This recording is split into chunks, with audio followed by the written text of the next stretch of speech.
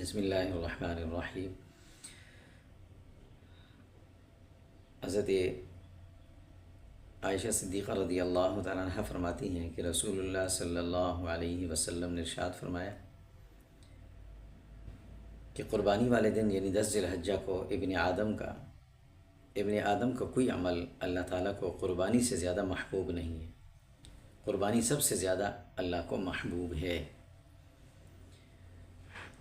یقیناً حضور صلی اللہ علیہ وسلم نے اپنے مدنی دور کے 10 سالوں میں قربانی کبھی نہیں چھوڑی، ہمیشہ آپ نے کی ہے۔ اس موقع پر سب سے افضل عمل ہی قربانی ہے، قربانی کرنی چاہیے۔ دیگر مدات میں اگر کوئی صرف کرے تو الگ بات ہے، قربانی لازمی کرنی چاہیے۔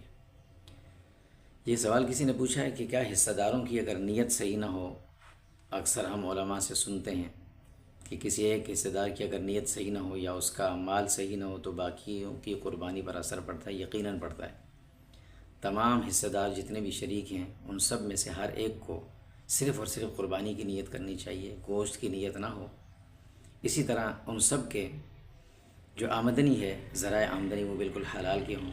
جو قربانی جن پیسوں سے خریدی گئی ہے اس میں حرام کے پیسے شامل نہ ہوں، ورنہ سب پر اثر پڑتا ہے اس کا۔ یہ ایک اور سوال کسی نے پوچھا ہے کہ تمام حصہ داروں نے مل کر قربانی خریدی تو قربانی کے تمام اخراجات کرنے کے بعد بھی پیسے بچ گئے تو کیا کرنا چاہیے؟ یہ بڑا اہم مسئلہ ہے۔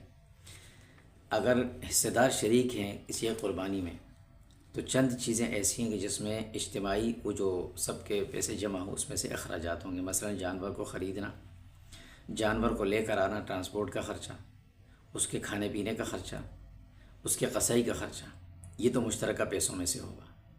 اگر کہ ویسے کم پڑ گئے تو تمام شرکاء اپنے اپنے حساب سے برابر تمام شرکاء جو ہے وہ جمع کر کے مزید اس میں شامل کریں گے۔ اور اگر پیسے بچ گئے ان اخراجات سے تو وہ برابر تمام شرکاء میں تقسیم ہوں گے۔ اگر تقسیم نہیں ہو کر سکے، کوئی ایک شریک سب کی اجازت سے ان پیسوں کو صدقہ کر دے تو بھی ٹھیک ہے۔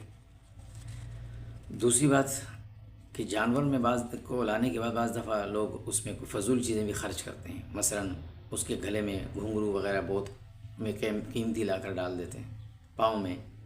اسی طرح باندھنے کی جگہ میں مختلف قسم کی لائٹنگ کی جاتی ہے اور ٹینٹ بڑے بڑے لگائے جاتے ہیں۔ یہ خرچہ اجتماعی وہ جو شرکاء کا مشترکہ پیسہ اس میں سے نہیں ہوگا۔ جو آدمی کرنا اپنا کرنا چاہے کرے گا، یا تو سب سے لیں، سب کو بتائے کہ بھئی یہ خرچہ بھی آ رہا ہے، یہ کریں، اس کے لیے جمع کریں الگ سے پیسے، اور یا پھر جو آدمی کرنا چاہتے ہیں وہ الگ سے کرے۔ یہ اس قربانی کے پیسوں میں سے یہ خرچے نہیں کیے جائیں گے، یہ یاد رکھیے گا۔ قربانی کا جانور قسطوں پر خریدنا جائز ہے، بالکل جائز ہے، خرید سکتے ہیں، قربانی کر سکتے ہیں۔ بعض علاقوں میں جانور وزن کر کے خریدا جاتا ہے، کیسا ہے؟ صحیح ہے، بالکل وزن کر کے خریدا جاتا ہے۔ بیچنے والا بے شک وزن کرے، خریدار جب خریدے تو اس سے کہ ہاں بھئی اب بتاؤ تمہارے جانور کی کتنی قیمت ہے، جو قیمت بن گئی وہ دے دے اسے۔ تمام شرکاء مل کر ایک حصہ حضور صلی اللہ علیہ وسلم کی طرف سے کرنا چاہتے ہیں، کر سکتے ہیں۔ اگر ایک حصہ حضور صلی اللہ علیہ وسلم کی طرف سے تمام شرکاء رکھنا چاہیں تو بھی ٹھیک ہے، رکھ سکتے ہیں، لیکن اس کی بہتر صورت یہ نہیں ہے۔ بہتر صورت اس کی یہ ہے کہ وہ تمام شرکاء جو ہیں وہ ایک حصہ کسی ایک آدمی کو دے دیں، ہبہ کر دیں، اور وہ ایک آدمی اس میں نیت کر لے کہ یہ حصہ حضور صلی اللہ علیہ وسلم کی طرف سے ہو گیا، ثواب سب کو مل جائے گا۔ ایک ہی گھر کے افراد ہیں، مشترکہ کھانا پینا ہے، تو کیا جو ایک قربانی سب کرتے ہیں اس کا گوشت بھی تقسیم کریں گے؟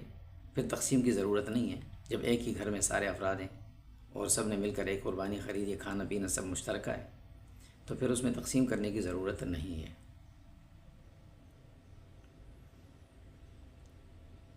قربانی کا گوشت غیر مسلموں کو دینا جائز ہے۔ ہمارے پڑوس میں غیر مسلم رہتے ہیں تو کیا ان کو دے سکتے ہیں؟ جی بالکل دے سکتے ہیں۔ قربانی کا گوشت غیر مسلموں کو دینا جائز ہے، اس میں کوئی حرج نہیں ہے۔